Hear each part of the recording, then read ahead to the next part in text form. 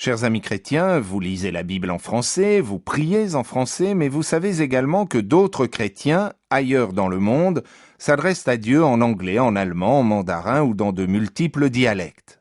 Dans la pensée islamique, au contraire, une langue prime tout. Pour les musulmans, 5 certitudes lient l'arabe à leur religion. D'abord, c'est l'arabe qui véhicule la vraie religion. C'est en arabe que le Coran a été révélé à Mahomet. Deuxièmement, c'est la langue originale de toute l'humanité.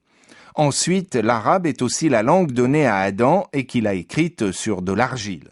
Quatrièmement, c'est la langue de ceux qui vont au paradis. Enfin, l'arabe est la langue juste pour prier Dieu, puisque c'est sa langue.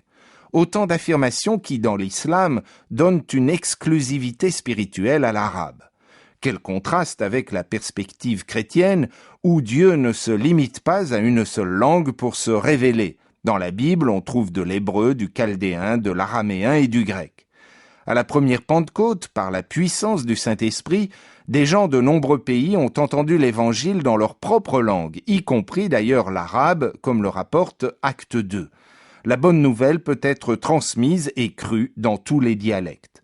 Après l'épisode de la tour de Babel, l'Éternel a dispersé les humains et confondu leur langage. Et donc les hommes, entre eux, peuvent malheureusement ne pas se comprendre.